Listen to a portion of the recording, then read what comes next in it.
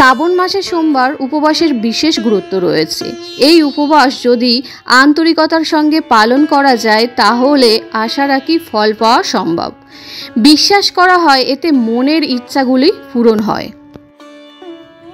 এই বছর শ্রাবণ মাস শুরু হয়েছে 18 জুলাই থেকে। শ্রাবণ মানেই শিব ভক্তির সময়। কেউ করেন উপবাস, কেউ আবার কাঁধে বাঁক নিয়ে তারকেশ্বরে রওনা দেন। কথিত আছে এই মাসে মহাদেব পার্বতী মাকে সঙ্গে নিয়ে পৃথিবীতে আগমন করেন। তাই ভক্তরা তার কৃপা পাওয়ার আশায় নানাভাবে পূজা ও ব্রত পালন করে থাকেন। বিশ্বাস করা হয় শ্রাবণ মাসে নিষ্ঠা সহকারে ব্রত করলে মনস্কামনা পূরণ হয় এবং মন ও আত্মার বিশুদ্ধতা ঘটে। তবে এই ব্রত পালনের কিছু নির্দিষ্ট নিয়ম রয়েছে যেগুলি না জানলে ভুল হতে পারে। ভুলভাবে ব্রত করলে শিবের অসন্তুষ্টের আশঙ্কা থাকে। এবার শ্রাবণ মাসে কতগুলি সোমবার রয়েছে এবং সেগুলি ইংরাজি ক্যালেন্ডারে কবে পড়েছে তা একবার চলুন দেখে নেওয়া যাক।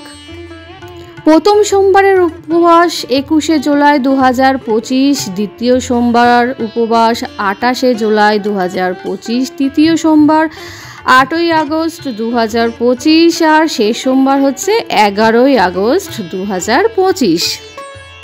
অনেকেই সকাল বা দুপুরে গিয়ে শিবলিঙ্গে জল অর্ঘ্য দেন উপবাসের সময়। তবে শাস্ত্র মতে সন্ধ্যার সময় শিবের পুজো করা সবচেয়ে উপযুক্ত বলে মানা হয়। সন্ধ্যাবেলা শিবের মাথায় জল ঢালার পরে ঘিয়ে বা তেল দিয়ে প্রদীপ জ্বালানো উচিত। তারপর মুখে জল দিয়ে উপবাস ভাঙার রীতি আছে। যদি সম্ভব হয় শিবের অভিষেক করলেও অত্যন্ত শুভ ফল লাভ হয়।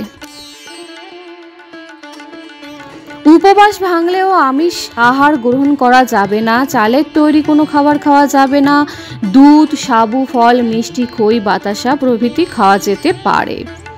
এই দিন কোনো মতে কারোর সঙ্গে প্রতারণা করা যাবে না, মিথ্যে কথা বলা থেকে বিরত থাকা উচিত, কারোর সমালোচনা করাও চলবে না।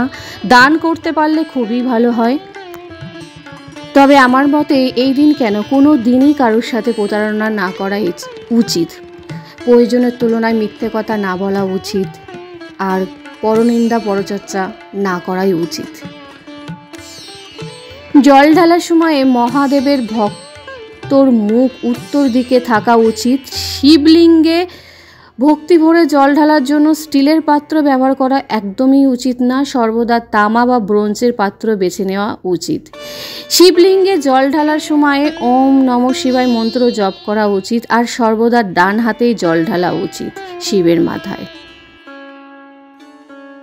প্রথমত শিবলিঙ্গে জল ঢালার সময় প্রথমে ডান দিকে জল ঢালা উচিত, কারণ প্রথম পূজিত হন গণেশ। তিনি এই স্থানে থাকেন। এখানে জল ঢালার সময় ওং গণপতায় নমঃ মন্ত্রটি জপ করা উচিত। গণেশকে জল অর্পণ করার পর বাম দিকে জল অর্পণ করুন, কারণ কার্তিক এই দিকে বাস করেন। এখানে জল অর্পণ করার সময় ওম শ্রী স্কন্দায় নমঃ মন্ত্রটি উচ্চারণ করা উচিত। ডান দিকে জল ঢালার পর মাঝখানে জল ঢালুন। ভগবান শিবের কন্যা অশোক সুন্দরী এই স্থানে বাস করেন। অশোক সুন্দরীকে জল অর্পণ করার পর শিবলিঙ্গের চারপাশে জল অর্পণ করুন, কারণ দেবী পার্বতী এই স্থানে থাকেন। অবশেষে শিবলিঙ্গে জল নিবেদন করুন এবং ওম নমঃ শিবায় মন্ত্রটি জপ করুন। শ্রাবণ মাসের একটি সোমবার পার হয়ে গেছে। ভিডিওটি একটু লেটেই আপলোড করে ফেলেছি, তার জন্য সরি। তো আজকের ভিডিওটি আশা রাখি আপনাদের অনেকটাই হেল্প হবে, অনেকটাই কাজে লাগবে। তো ফ্রেন্ড, আজকের মতো টাটা। সবাই ভালো থাকবেন, সুস্থ থাকবেন, ভক্তি সহকারে পুজো করবেন। টাটা। আবার দেখা হবে নতুন কোনো ভিডিওতে।